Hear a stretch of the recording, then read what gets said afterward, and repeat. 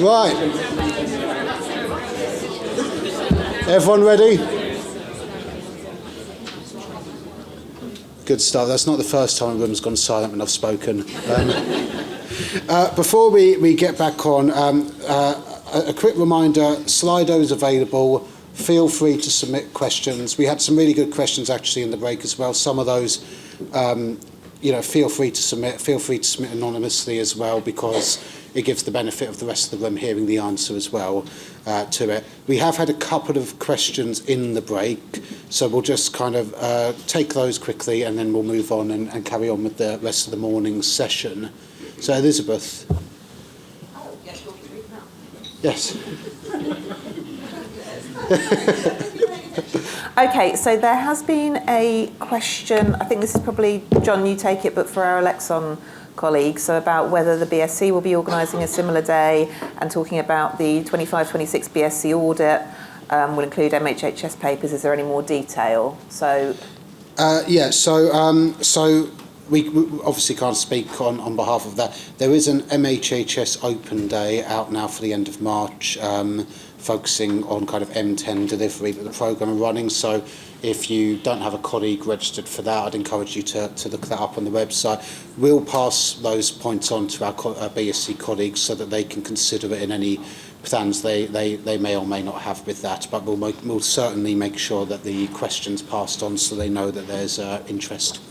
Okay, thank you. And then another one again, just about the slides and whether they can be circulated today, because it'll be useful for people tweaking the QAD, which is due tomorrow. And then I think a couple of people have said to me about the handouts and whether they can be circulated electronically as well. So I think hopefully this means that the material is proving useful to you and you'd like to get hands on it sooner rather than later. Yep, so we weren't planning on it, but we will. So what I'll do is I'll make sure that the attendees from today will circulate things to today. But then the general publication to wider than that we'll probably still do once we've got the videos ready and all of that. But if that's helpful for people, we can circulate to those in the room today, and then but the general publication we'll still do a bit later on. Yep.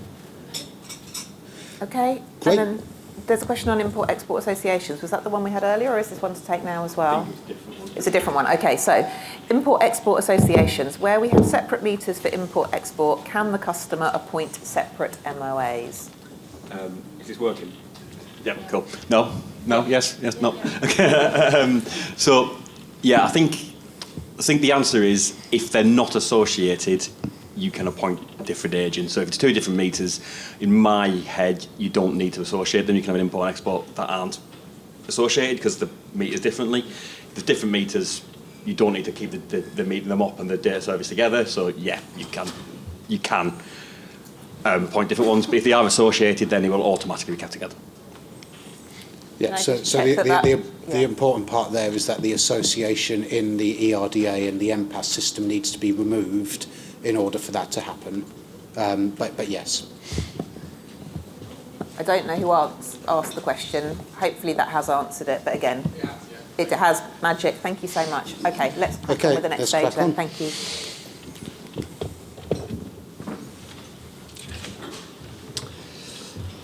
Right, me again. So we're going to go into some more detail now on some of the more consequential changes to the rec, and these are some of the things that will need to be in place by all suppliers at M10. So the first one is the supply number format.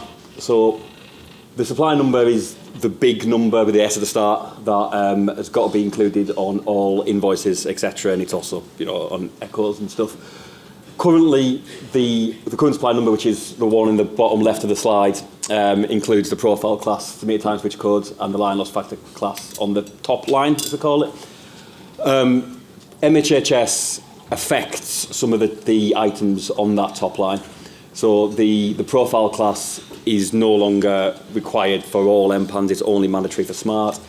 The meter time switch code is not an item within MHHS, and the line loss factor class has been replaced by the GEOS tariff ID. So because of this, we considered whether changes are required to the supply number, and obviously they are. And we took it through a rec change process. And the new supply number, which is the one on the right, is being implemented from September 2025. So the new supply number still includes the profile class. The MTC has been replaced by the SSC in the middle, and the duos tariff ID will replace the line loss factor class ID. For MPANs that haven't been migrated, you would still use a line loss factor instead of the duos tariff ID. But that change will need to be made on all invoices and everything else in September 2025. The detail, I won't go through all the detail on the slide which talks about how the rec change was put together, etc., etc. But the main change is, as you said, gone from the left to the right. The SSC and the profile class are only mandatory for smart meters. So for traditional and advanced meters, they may. Sorry, it's only mandatory in the smart segment, and for smart meters, and for traditional meters. For advanced and traditional meters, the profile class and the SSC may. I'm talking wrong, aren't I? Right, I will start again. Apologies, everybody. Right, start again.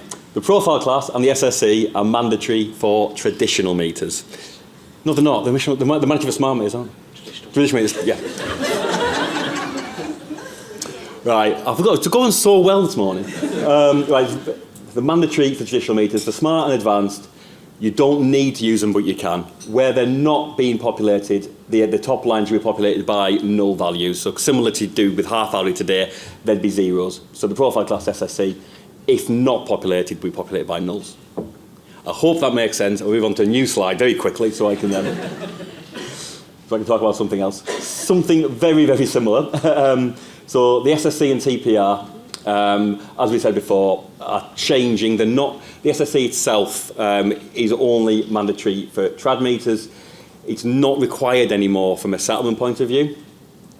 So as such, the SSC and the TPR tables, which are currently held in MDD, and tell you what the SSC means. So you look at the SSC and say, okay, that's the time pattern regime tables that you use, and that's what it means.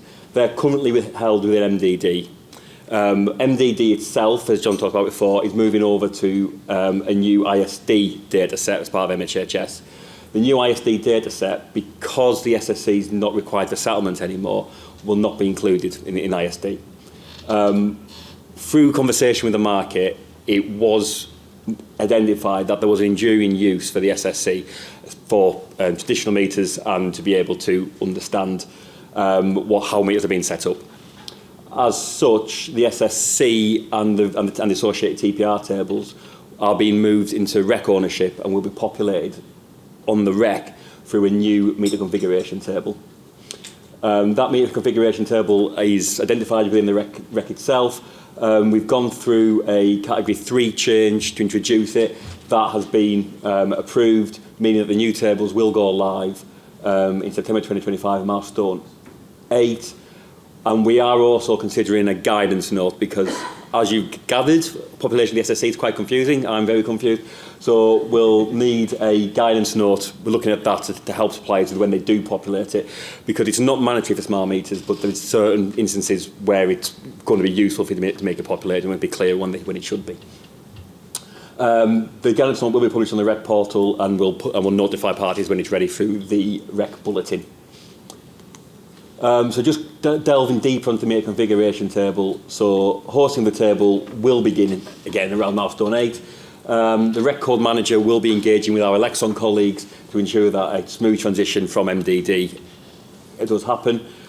Changes to the existing MDD table will be allowed until the end of July this year, after which both the MDD and the REC table, which is based on it, will be frozen. Them tables will remain frozen and held in parallel throughout migration until the end of milestone M15, which is May 2027. So there'll be no changes allowed to the SSC and TPR set until May 2027. So if you do identify any changes that are required, please get them into the BSC soon, and then they can be included within the frozen set. Following May 2027, changes to the meter configuration table can be made by submitting a request into the REC code manager. This will lead to an impact assessment, and then the sign-off will go through the REC metering expert panel, where the table will be updated. It's a very similar process to what we use for the equivalent gas tables. Just to highlight the tables that we are maintaining, so these are the MDD entities which cover the SSC and the TPRs. These tables will be maintained within the REC. Just to be clear on some of the other impacts of this, within MHHS, when you use the SSC, the validation around it is a lot less rigid. So currently the SSC has got to be in line with the GSP group, the profile class, the MTC, etc. Now you can put any SSC on an MPAN that you want, and that will just map to a TPR. There's no validation based on which GSP group it's in, what profile class it's for, etc., etc. So the table's a lot more simplified because there's not that configuration around the GSP group and profile class anymore. Okay, I know that some of the SSC top line stuff has caused some questions in advance of this meeting, so please feel free to put questions in the Slido and we'll pick them up later, and I'll try and go through them as best I can.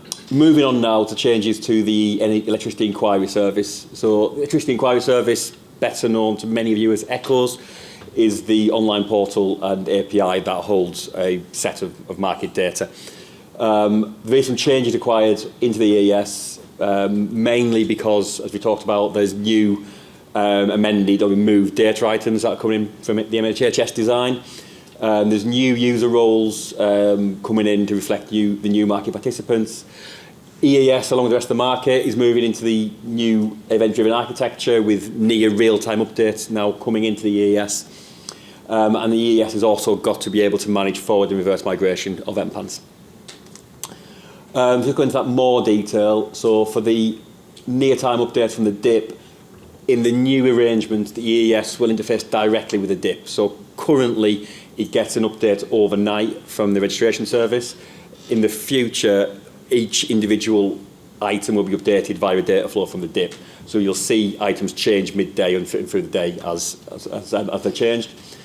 It also allows a more simplified model where the items are updated by data flow, meaning that future innovation of adding new items into the EES and changing them through means that aren't governed by MPRS is a lot more straightforward.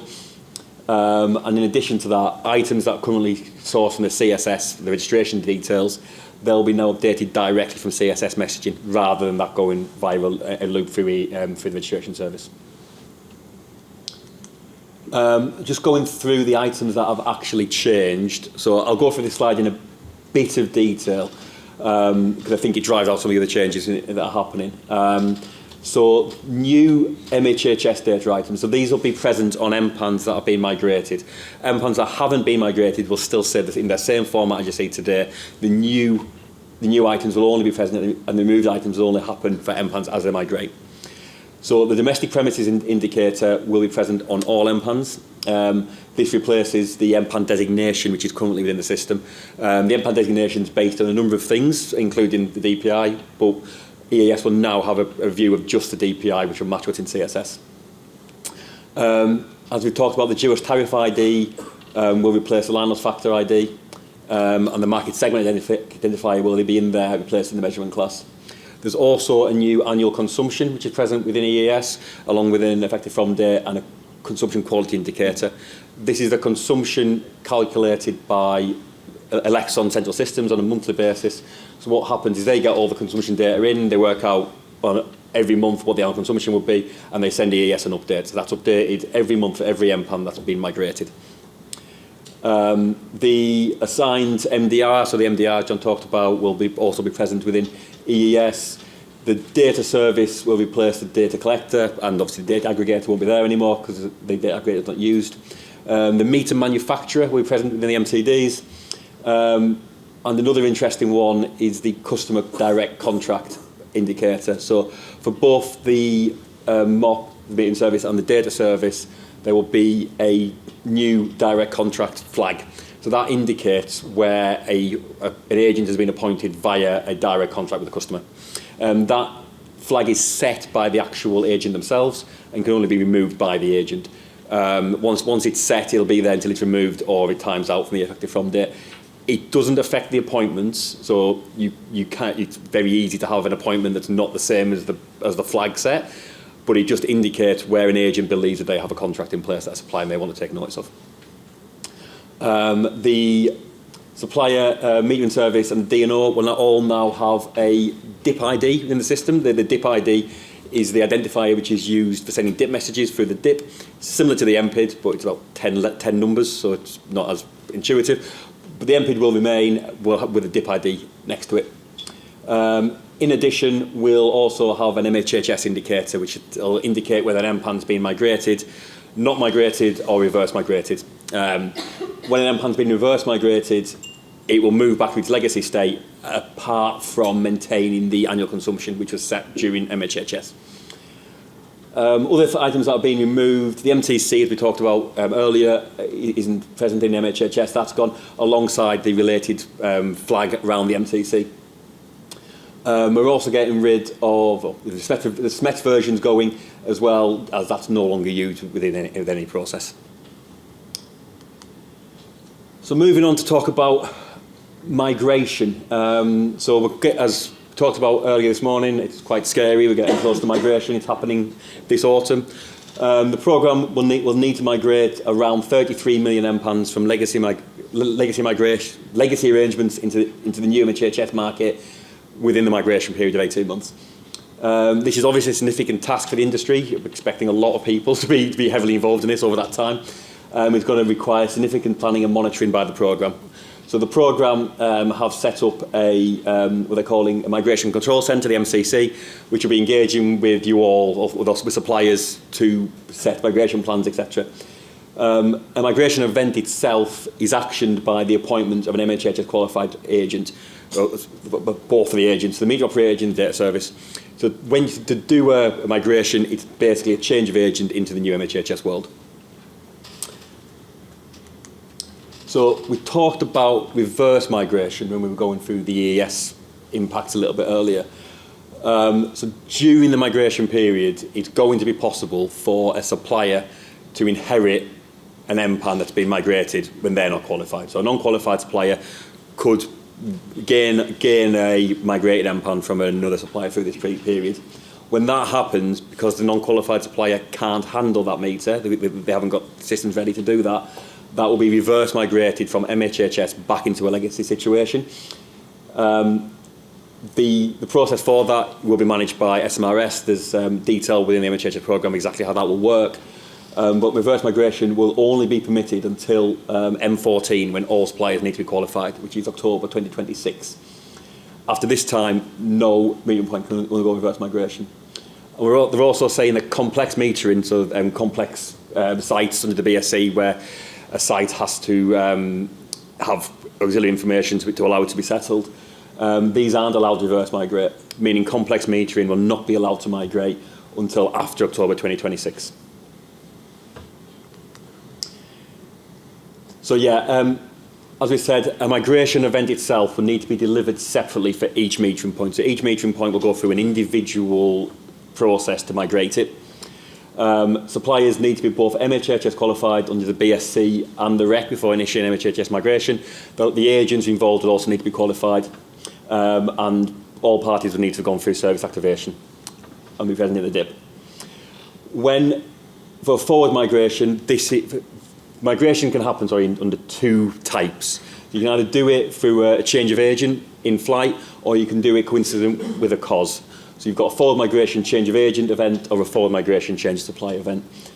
For a change of agent event, SMRS will see the agent appointments via the DIP, and they'll follow the process, sending a D170 to the supplier's agents to trigger the setting of MCDs and sending DIP messages across the market.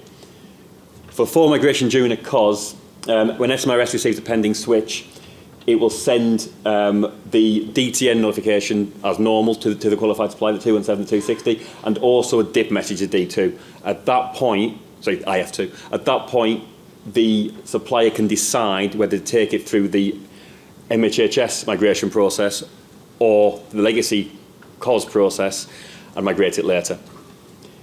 If a supplier responds with a appointment request via the DIP, it will follow the forward migration process. If it doesn't respond with the agent request via the DIP, it follows the legacy COS process. And then, as we said, if an unqualified supplier registers a migrating metering point, SMRS will automatically trigger the reverse migration process, identifying that supplier is not qualified, allowing the supplier registration to proceed as relatively normal through the legacy process. And just a note at the bottom, there is a programme request for information going through at the moment around whether MPAN's created after the start of MHHS and M10 should be created in an MHHS world or legacy world. So these are new connections, so there's a question mark as to whether they should be set up as MHHS or set up as legacy. The big impact on that, I suppose, is if they're set up as MHHS, a qualified supplier would have to register them as MHHS. If they're set up as legacy, a qualified supplier would have a choice of whether to do them as legacy or MHHS. Sorry, John?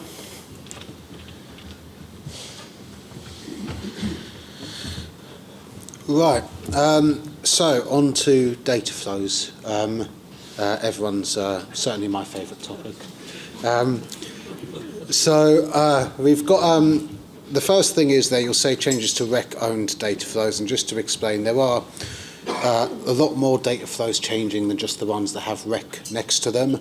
But there's the way that the governance works since some of the changes that were brought in through retail code consolidation is that we have a single catalogue, but different codes ultimately are responsible for maintaining their own data flows. So the BSC maintain theirs, the CUSA maintain theirs, the REC maintain ours. So there are changes to more than what I'm going to go through. But it's just a bit of a call out because for those who don't absolutely live in the depths of industry governance, that might not be particularly clear. So I have included a link in the slides to where on the MHHS website the BSC changes are, where things, some of your fan favourites like your D10s and your D2s that you'll be excited to see will be up there. So we're looking at this from the REC side, and there's two real parts to it underneath some of the other bits. One is that there are a number of new market roles that have come in as part of the TOM. And because we've got a transition period going from legacy to MHHS arrangements, both sets of roles need to coincide at the same time. Because you will have processes involved in the legacy roles and you'll have new roles there. So we've had to squeeze in the last few spaces of market role codes available to do that, and there will be a new role code for companies operating in the new role of smart and advanced data service and smart and advanced metering service. So VO, S and T have been applied to them. The other roles of M for traditional MEM and such still exist for the legacy agent. So the first thing is that all of the data flows need to go to and from those roles and legacy roles have needed to be added. So the new term that we use for that in the REC world is scenario variant. It's basically the who can send a data flow and who can receive a data flow. And so new instances have been introduced for all of those. So those of you that will be involved in that will know that there's some gateway configuration validation needed there to make sure that you can accept the data flow from a valid source and send it to a valid source. So that's the first thing that's changing there. The other bit is that there are some changes to some of the data flows themselves that I'm going to walk through now. So the REC-owned ones that are changing beyond just needing to be sent to and from different people are listed on the screen there, and those are the ones that I'm going to talk through today. One thing to flag is that where there are changes to these flows, Electrolink have made test versions of those flows available on the DTN so that anyone who's wanting to use any of the DTS test tools as part of your internal testing and readiness, there is availability to do that. But the actual flows will go live on the currently the 24th of September this year. So, first one, the D139 is the confirmation or rejection of a change to the energisation status in the legacy world. Key thing that's changing there is the reference that was spoken about earlier regarding the use of a cumulative register reading for smart meters in MHHS. So there's a rule being applied to the data flow there, just to clarify that if you are energising or de-energising a smart metering point in MHHS world, when you share the meter reading for that, the meter reading should be for the cumulative register reading. That goes for DNOs and MEMS. The cumulative register reading, not individual time of use registers. So that's the only change there to that. The D149, the D150, there's not material changes to these outside of lots of new scenario variants that I mentioned earlier. But at the moment, the names of things will just be updated. So currently the D150 is non-half-hourly MTDs, so that will just be updated to traditional meter technical details. It will still be used for non-half-hourly during the migration period, but the name will update from go live. And you'll see references in things like the D149 change from non-half-hourly to traditional metering assets when it looks to rules for that. The only other part there is that there's an optional population of the metering class ID, and it's just clarifying that that shouldn't be populated with anything if the metering point's been migrated to MHHS, because it won't have one. So that's just a clarification. The D170, it was mentioned earlier there were some changes here to support some of the follow-up and the migration processes used for migration. So in the requested action code data item, there's been two new data items added. One around transferring new data for migration only, and one about transferring data to a new service on a switch. In the flow itself, there is a rule clarifying, because we have data items for new meter operator ID and new data collector ID. Now that we have multiple row codes for all of those, it's not as simple as just putting an MPID in and knowing who to route it to. You have to know where it goes to. So the rule just clarifies that where the requested action code is 24 or 25, it relates to either the smart or the advanced agent, depending on the market segment there. So there's a bit of logic that will need to be applied in your validation processes there to say, if it's that, that's what I mean, and this is the roll code I need to look up to send the details onto. So it's worth making sure your teams are aware of that bit of logic that needs to be programmed in. D268, no changes. You'll be very happy to know to the body of that, but the name of it, similar to the D150, will change to Advanced Meter Technical Details.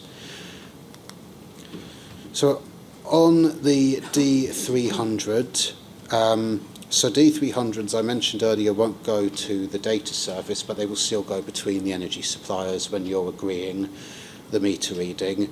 That same rule that went in the D139 will be applied to the D300, clarifying that where this relates to a smart metering asset that has been migrated to MHHS, the meter reading will need to be the cumulative meter reading and not an individual time of use tariff reading. So the idea is those rules are in all of the places they need to be to make sure that's captured in the event of a disagreement. Right, we have the D303, which is sent to update the meter asset provider. There are some changes here that just come from the MHHS design, where certain items that are mandatory have had to be moved to optional. The reason they've been moved to optional is because the way the MHHS design comes together means they won't always be populated, so it can't be mandatory in the data flow because it won't always be there, which means essentially if you kept it mandatory, you just wouldn't be able to send the data flow if you didn't have it. It's worth noting that an issue has been raised about this, and I think some maps have asked to look at this because there's some concerns about them not receiving the data item.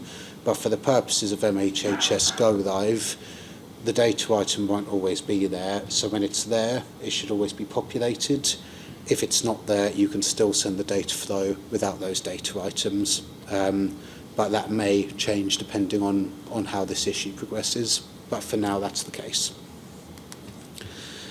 For updates to the meter asset provider in MPAS and the ERDA, there's been a new rejection code added because when a metering point migrates to MHHS, the updates to that won't go through the D304, they will go through the DIP interface 5, and so the DNO's ERDA service needs a way to know to reject that if it comes in through the old process and accept it only through the new process. So once a metering point is migrated, it should all be updated through the DIP interfaces. If there's an attempt to send the legacy data flow for a migrated metering point, this new rejection code has been added to allow the ERDA to reject it and say you need to follow the new process. And we've got the D311, which notification of old supplier information, or as it's affectionately known to its friends, the nosy flow. There's a few changes to this that's worth just spending a little bit of time on. So this is for domestic supply points. It was introduced as a bit of a backstop provision where an energy supplier will provide information to the new supplier which can ultimately be referred back to in the case that there's missing information through the other processes. And it's basically to allow them to start billing a customer if things get held up in the various points there. I mentioned a bit about the changes to the cumulative meter reading, and I think that change that came in through the design did raise concerns among some suppliers. And the concern was that if there is trouble understanding the previous meter configuration for a smart meter, and there's trouble communicating loading their own configuration, how are they going to build a customer if they don't know what the configuration of the meter is? You can use a single register, but there's also concerns around if switch load is configured, if it's being used for heating, if it's being used for other setups, etc. And basically, how do they understand what those arrangements are? What we've done in this is that we've made some changes to the D311 to operate that as a bit of a backstop. So there's lots of ifs that come to these things, but the reason suppliers are concerned is because these are real edge cases that they see every day. So what we've done is on this one here, we've clarified a new rule where if there are time of use registers in place for a smart meter on the old supplier's configuration, say you've got that configured as day, night, weekend, then when you send the last meter reading, readings that you hold to the new supplier, you will send each of the meter readings and the time pattern regime, the TPR, in the nosy flow. You don't currently send all of that, so that in the event they needed to revert back to what was the configuration, you could pretty much backwards engineer, figure that out from the TPRs that have been provided. And that would allow for that to be done. The other point in the second red circle, which, sorry, I see that's been cut off the screen a little bit, but the other point there is that if it is just a single register, if you're sending a total cumulative reading, then because there isn't a TPR for that, it's essentially saying just use one, because one is a 24-hour TPR, and it just essentially clarifies you have a single reading registering consumption 24/7 for that meter. So there's a few bits to pick up there, and this is one of those things that never quite get to the top of the what do I need to change for MHHS pile, so I thought it was just worth calling it out because it's a bit of an edge case, but it's there for a reason, and quite an important reason that suppliers will see on a day-to-day basis. So as a losing supplier, you need to know that that data flow needs to be updated to send those meter readings with the TPRs. As a gaining supplier, your teams that deal with these issues need to know that in the event of going to a backstop position, that information would be available in that data flow. The other stuff changing there is all fairly housekeeping piece. It's clarifying that those data items that won't be there don't need to be populated. Meter time switch code won't be there for any MHHS metering point, so it's just null. You just leave that off. Line loss factor class ID in the MHHS world is duos tariff ID. For the time being, populate that. What we will likely do is once all MPANs are migrated, clean that up and formally change the name of the data item. And profile class ID only needs to be populated where a profile class exists, which is only for traditional metering assets. And then for MHHS, there won't be an EAC, so you won't need to populate an EAC, but the EAC is already an optional field, so that's just the case of no changes there, but it will change what suppliers do, because you would just need to say there's no need to populate an EAC because it doesn't exist. So that's the 311. And final data for those similar to the 304, the D312 is used to provide metering information to MPAS, the ERDA today. Exact same things with the D304 in the future. That will be done through the interface 5, which means if you attempt to update through a D312 using the legacy process for an MHHS metering point, you will there will be a rejection code added that would allow the ERDA to reject that and tell you to follow that through the new process. And that is it on data flows. So over to questions. Awful lot of questions coming through. I think Sarah's been grouping them. So shall we start with the ones that have been grouped and then see what we have missed? So the first group we've got is all to do with migration activities. I will read your question out. If you want to identify yourself, then please do, so we can make sure that we're answering. So the first question in the migration: does a MHHS qualified supplier have the choice to reverse migrate inherited MHHS MPANs if they don't yet have a relationship with a qualified service provider?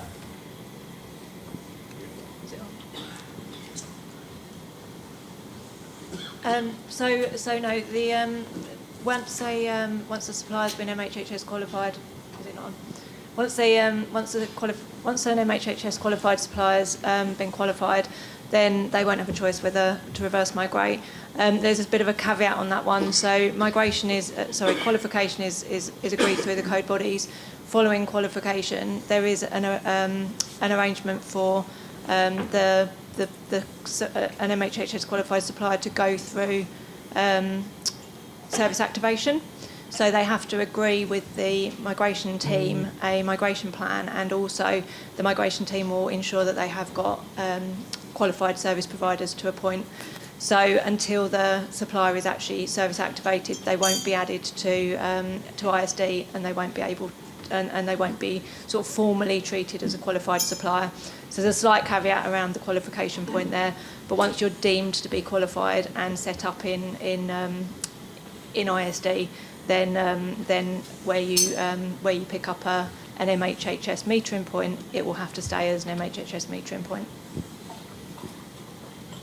Okay, just checking there wasn't a follow-up on that. Okay, so what will the reverse migration process look like for a customer?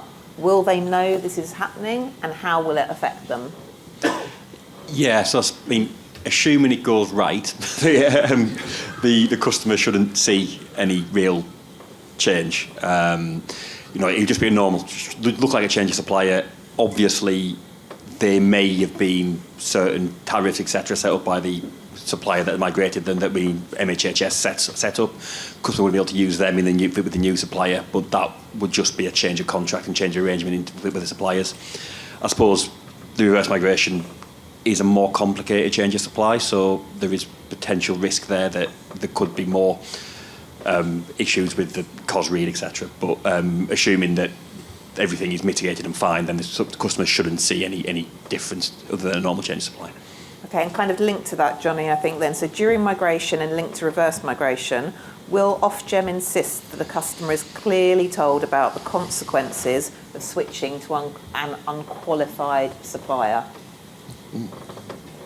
Jenny? If you don't read the microphone, but just to echo Jenny's point, there shouldn't be any issues faced by the customer. It should be a seamless exercise. The customers decided to switch for whatever reason they wanted to switch for. So up until M14, we did insist on reverse migration for consumer choice, but post M14, we would have gone through the one-way gate, which means basically there shouldn't be any reverse migration happening. Okay, thank you.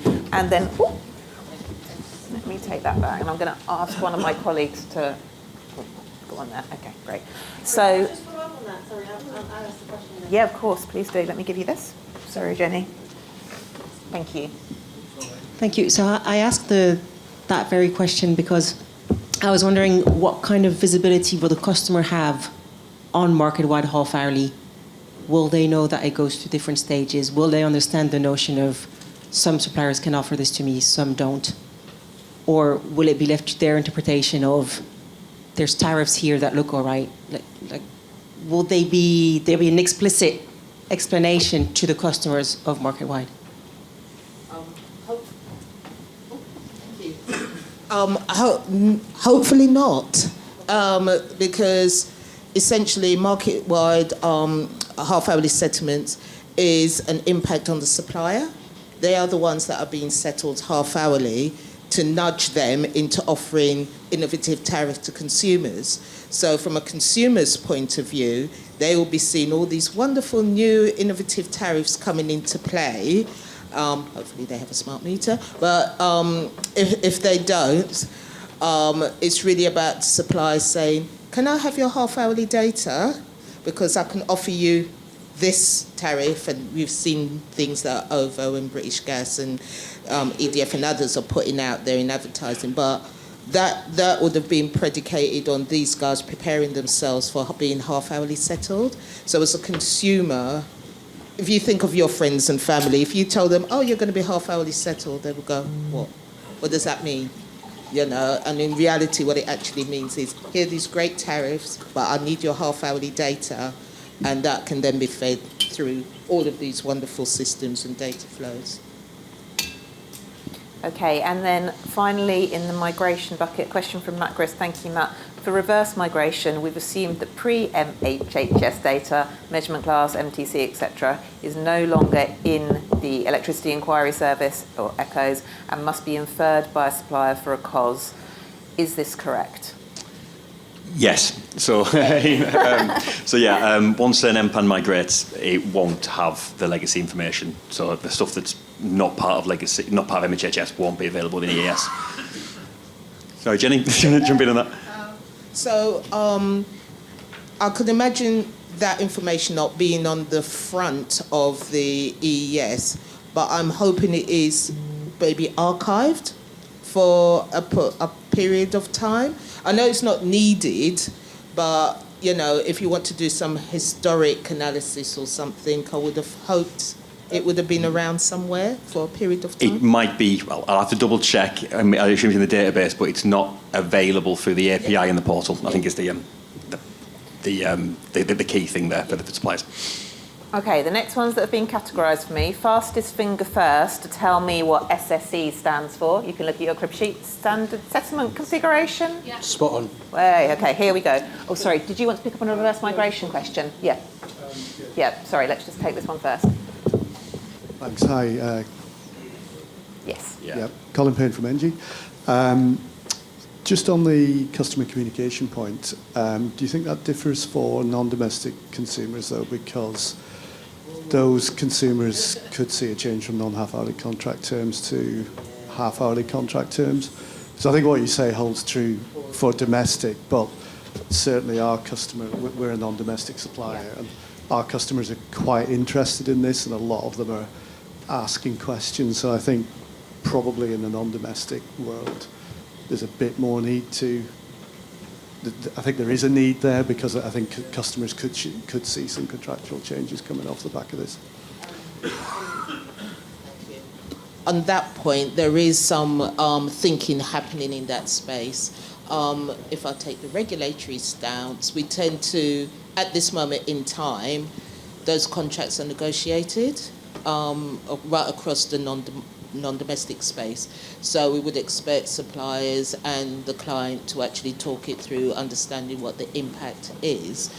I say that with a caveat, because the smaller non-dom space, as you know, we've gone through a review of the non-domestic market, and there might be different approaches for the micro businesses and the smaller end. I'm not sure what that looks like. So I think it's watch this space just in case there are potentially more obligations, particularly in the micro business space, to be more transparent about aspects of those contracts. But I can't hang my hat on that because I don't know what it means yet. But I think the general point is all about transparency and negotiation and understanding what it means for that smaller end of the market being transitioned to half-hourly settlement. Thanks, Colin. Thank you, Jenny. Okay, so if the SSC/TPR, Time pattern regime. thank you, are continuing, can the optional / mandatory elements for advanced meters be amended in the design? Go on, Jonny. I think, is this Chris's question? So at the moment, the SSC itself is owned by the BSC, and I think there's a question going through there about how the advanced segment SSC needs to be populated there in certain circumstances. But it is something that we are looking at. I think we've raised a change to move the SSC itself into REC governance. Once that happens, we want to set up an issue group or raise an issue to look at some of these questions. I think there is potentially some movement as we go into the new post M10, not part of the design. We start looking into the new world. I think there's some question mark about how the SSC is used across the segments and if it needs to be mandated more within advanced and smart. So yeah, I think there's some potential there in the future, but it's probably too late to amend the MHHS design itself in that space. Yeah. A decision was made during the MHHS design process specifically on this for now. So pre-M10, a decision's been made, but as Jonny says, this is something that is coming back round and will likely be looked at again. I wasn't aware that it was moving over to REC. Do we know what the timelines are? We've raised a change last week, basically, so it's literally entering the process. It hasn't been formally issued yet, so watch your space, but we're looking at doing that.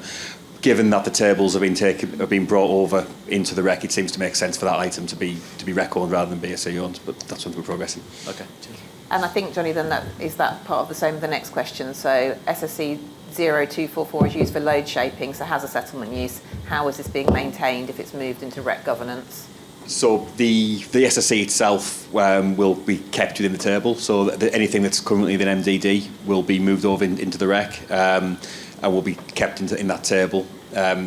Any usage for settlement will continue within settlement, but the table itself will be governed by the REC. So it will just be held on the REC portal and viewed there. But any usage within settlement, etc., anywhere else would still continue as it does now. Okay, and one more in this category. So to clarify, will SSC and PC, profile class, yes, being used for estimation, it's moved too fast, will it still be available in the EES, Electricity Inquiry Service? They'll be available if they're populated by the supplier. So if it's right, for traditional meters, it's mandatory to populate it. For advanced and smart, you can populate it if you want. So if it's available and populated, it will be present. If it's not populated by the supplier, it'll be null. Okay. We've got quite a few more questions. I'm just going to take these as they came in, so we may jump around a bit. Bear with me.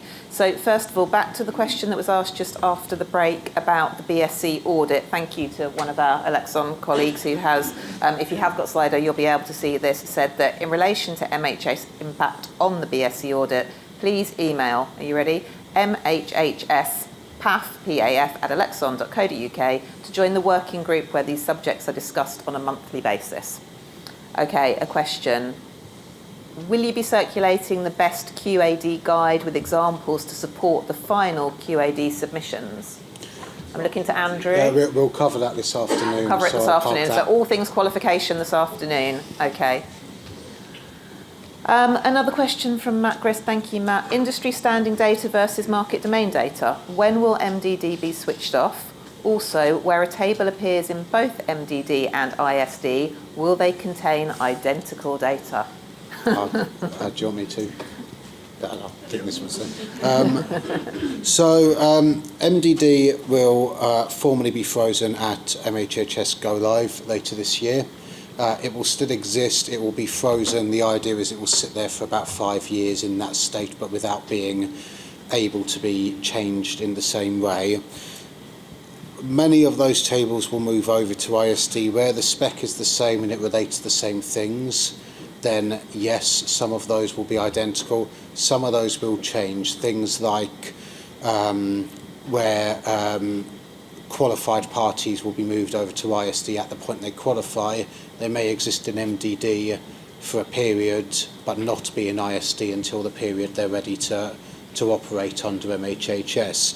There were also some changes to things like, I mentioned the changes to market roles earlier, where there will be some changes to terms and some changes to pieces there in what is actually going to be populated in ISD. So the answer is a bit of both. There will be some that are identically and wholly the same just because nothing is changing, but some of those, the structure of the table is the same, but the contents will be different because of the nature of how it will operate in MHHS. So it is important when the contents of those are made available that you do look to make sure you've understood any changes that have appeared in there. Okay, and then another one, just sorry, we are jumping around a little bit, but about the BSc audit queue. So just a clarification that the 25-26 BSc audit scope will be published in April, following comment and approval by the BSc PAB. Okay, this is a good one for me to test me. Is LLFID, line loss factor, Yep. ID, and DUOS, distribution use of system tariff ID mapping, like for like? Will customers be subject to the same charges, or is there a risk that some may be at different band? Do you want me to? So I can't answer on behalf of individual DNOs if the mapping's changing, because I know there are some detailed kind of impacts to things like taking out MTC, which is used in mapping tables and all of that kind of stuff there. But in theory, the DUOS tariff ID should map mostly identically to the LLFC ID. The LLF ID is something a bit separate. That is going to be derived from the DUOS tariff ID. So there will be, one of the reasons for separating the two was because you kind of assume two uses from an LLFC ID today. And so there's a separation of using a line loss factor ID for the purposes of identifying that, and a DUOS tariff ID to map that to the relevant DUOS tariff. But I can't say for absolute sure that there haven't been some detailed changes in the way individual DNOs map things. That means you go from one to another, but for the most part, it should be the same. Okay, we've got a couple of questions relating to the EES. Oh, but they're moving. So one, is EES testing for MHHS flag being tested in SIT? Jonny? Yes, is the short answer. The does kind of remind me though that just to flag that the EES itself for SIT participants is available. The API is available to use. If you email the MHHS programme, if you're a SIT participant, you can get access to that. And we've also got an API sandbox, which is available for all participants to use. If you email CNC direct, we can share the email address after this meeting, but you can get access to that sandbox as well to test the API. Okay, and a couple of our CNC colleagues are here today as well, if they want to wave. So questions can go that way as well. And then another one, is the MTC, Meter time switch code. thank you, being retained in ECHOs, the ES? It'd be present for legacy MPANs. When an MPAN migrates to MHHS, there'll be no MTC held anymore. Okay, right. I'm losing track because these are moving around. I don't think we've had this one yet, but tell me if we have. Can you explain the change from individual meter reading to cumulative meter reading and the difference between both? Yes, so I'll try my best. It's specifically for smart meters, so for SMETS compliant meters. SMETS compliant meters have 48 time of use register IDs that you can use to configure an appropriate tariff based on what you're offering. And it has a total cumulative register which adds up the sum of all of those registers. There are some basic industry rules that apply now to which registers you use for which settlement configuration, so which tariff. And ultimately, the rules today are for a single rate tariff you use time of use register 1. And that can differ from the total register, because if you operated a 2-rate tariff for a period of time and then moved to a 1-rate tariff, your 1-rate tariff wouldn't start from 0. It would start from wherever it left off on the previous tariff. And so there would be a difference there. So there's some convoluted rules around how that works today. For simplicity, in the MHHS design, because settlement doesn't really need to rely on the individual reads anymore, because it will be applying the load shape if it's not getting the half-hourly data, it only needs the single meter register reading if it's not going to settle on half-hourly data directly to convert that into half-hourly data. So from a settlement perspective, and which is a big part of what the stop and the start read is between suppliers, you only need a single meter reading regardless of which tariff that a supplier has configured on the meter. And because in MHHS world that's likely to become more diverse, more separate, trying to align it all is going to be very complicated. So the total register reading, it is a specific register. You can access it as part of the information you get back from the DCC. Separate to your time of use register readings. And what it's saying is, if you're using register 1 or registers 1, 2 and 3 or whatever you're doing for your billing, when it comes to settlements, if you're not submitting half-hourly data, you only take the total read regardless of how you're billing the customer. Yeah? Is that clear? I know this has been one that's caused a lot of confusion, so if that's not clear, do say and I'll try and clarify again.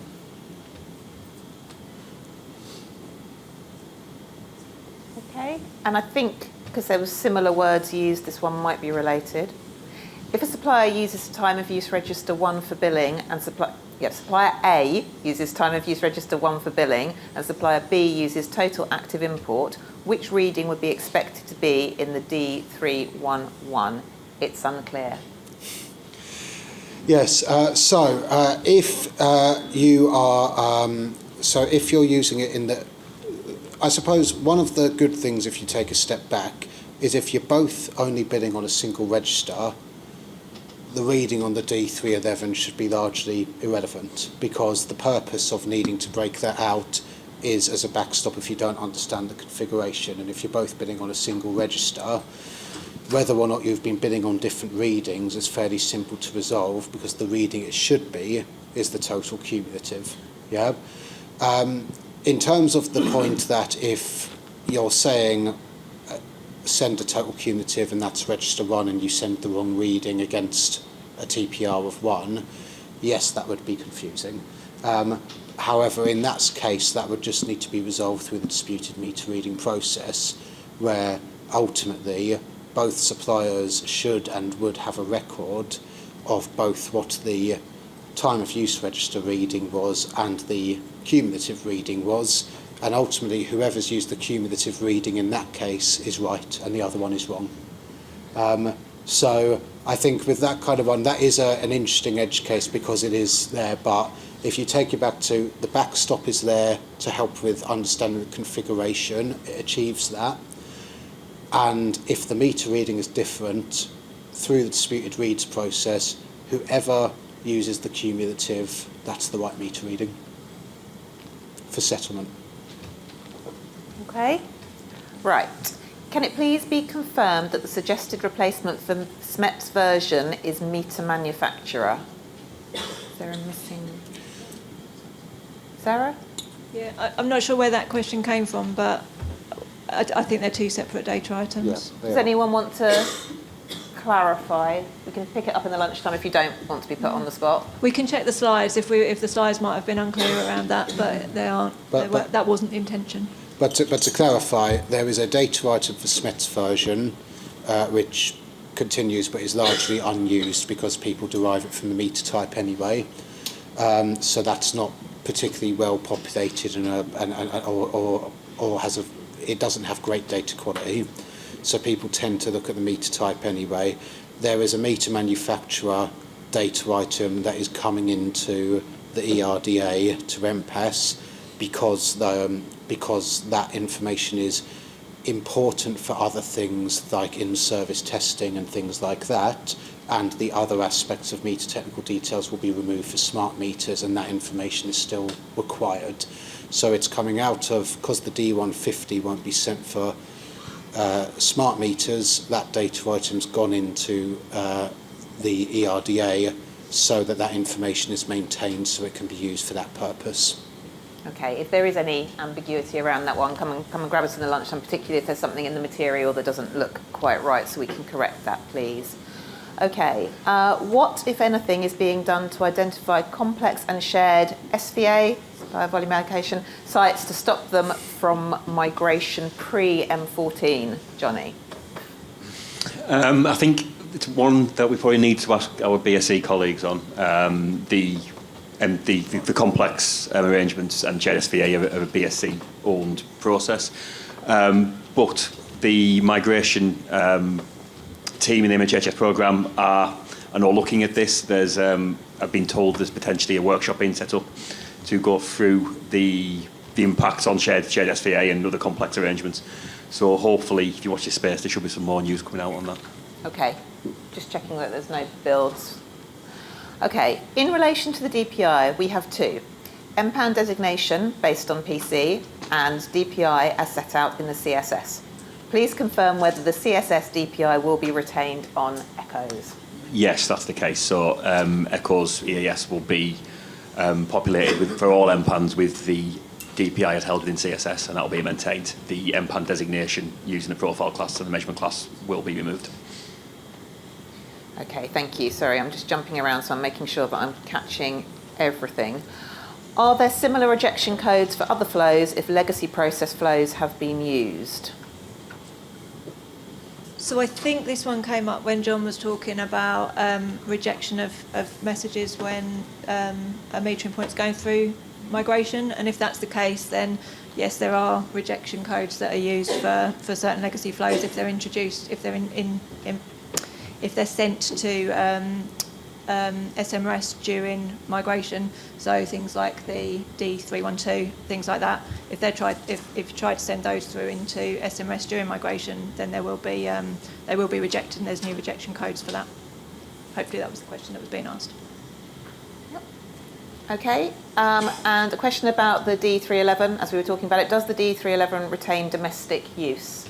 Yeah, so the use of the D311 is set out in the registration services schedule, and that's not changing, so it is just for domestic use. Okay. Will DTN flows be available to test in the sandbox? Yeah. So again, I think John mentioned this. So this isn't around the EES sandbox, but the DTM messages have been, the new versions of DTM messages are live within the DTC and in the DTN, so people can use those with test flags, and that includes the two new versions of the D303 and the 3111, and also any new scenario variants that are being introduced with the new market roles that are being created for MHHS. Okay, thank you, Sarah. Right, we've got 3 more questions that have already come in on Slido, and then we'll open up to the room, and Rachel and I can get our steps up running around with the mics. So, will the decision not to maintain some legacy data during the MHS... why is it the hardest thing to say? MHHS migration phase cause problems for suppliers needing to reverse migrate supplies?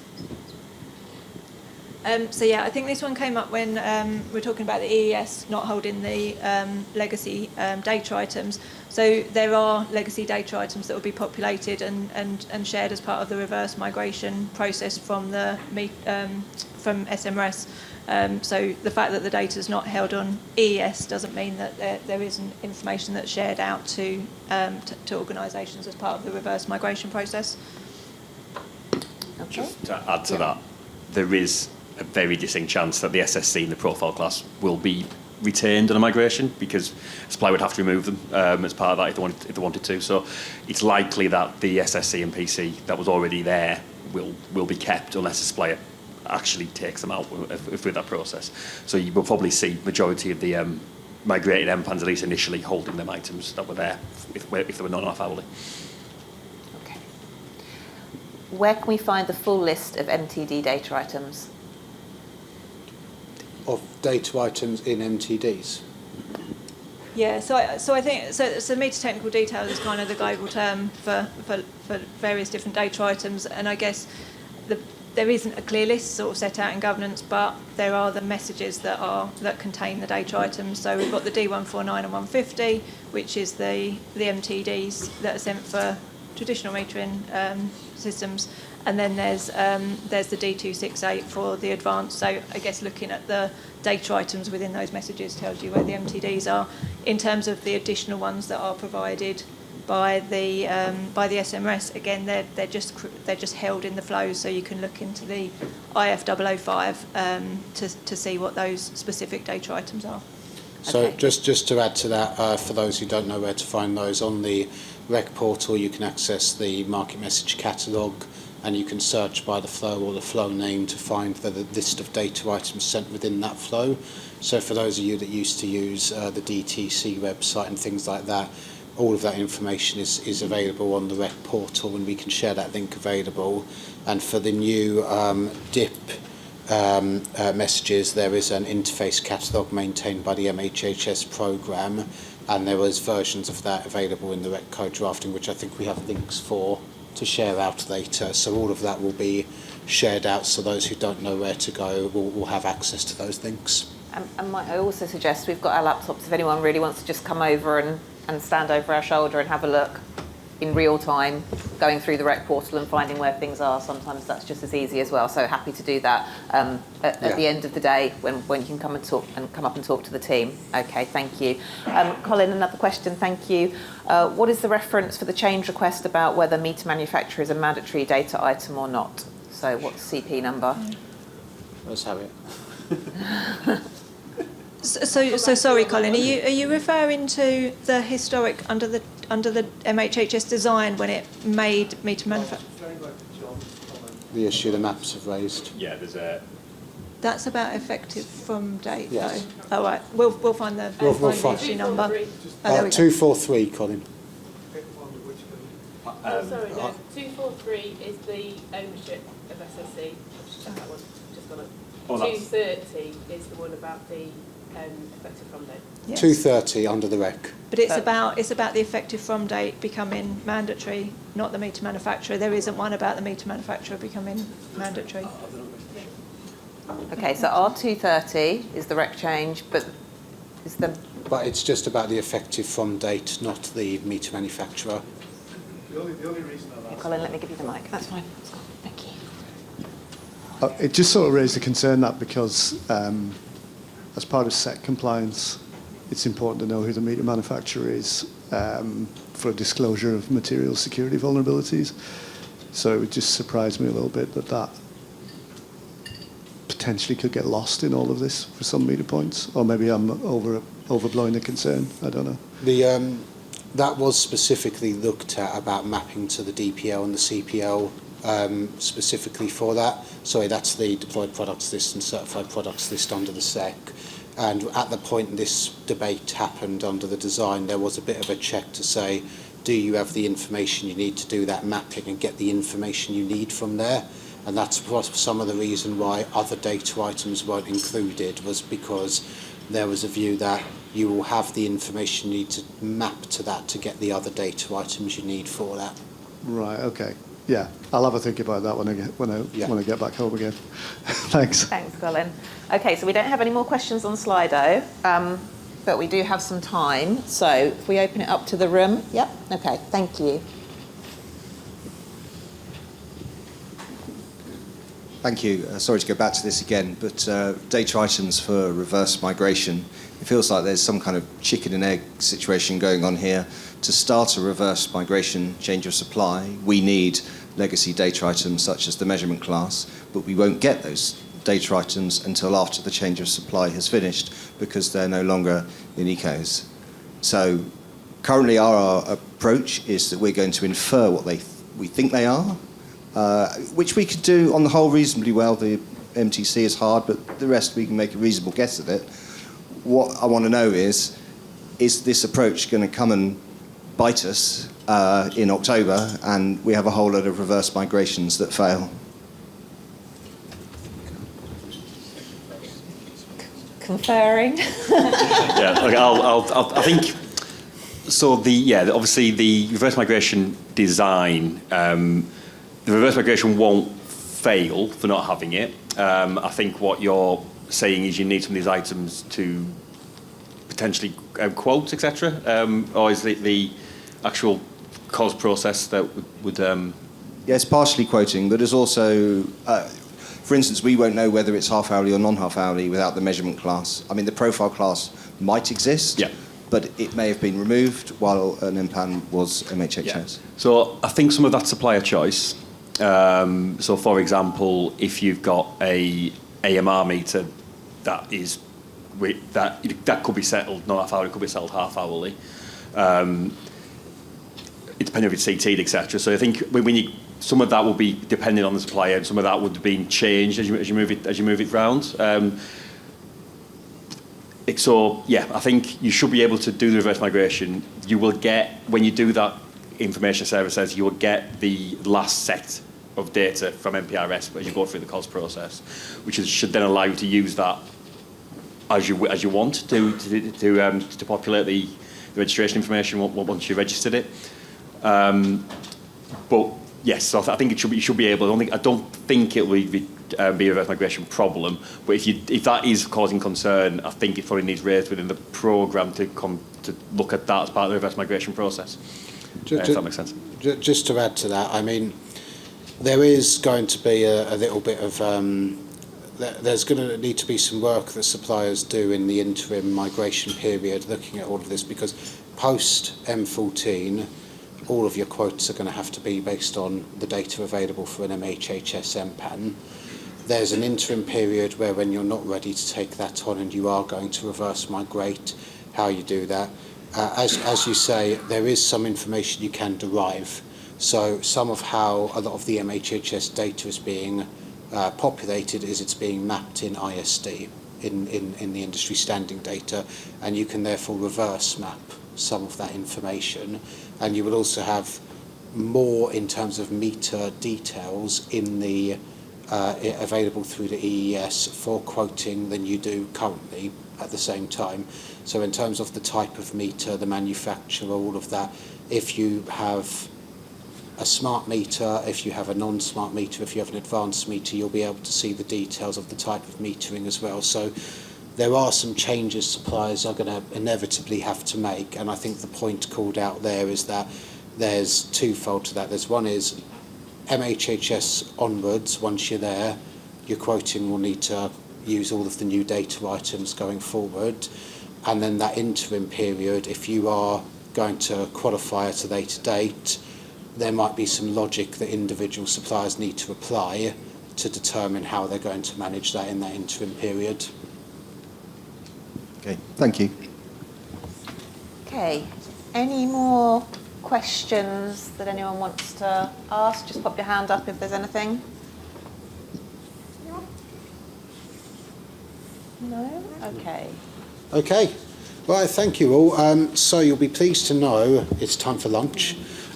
So lunch will be downstairs where we had the tea and coffee break before, and that's ready now. And we'll break for about an hour. So if we come back here about 1:45, and we'll carry on with the afternoon session. Fantastic.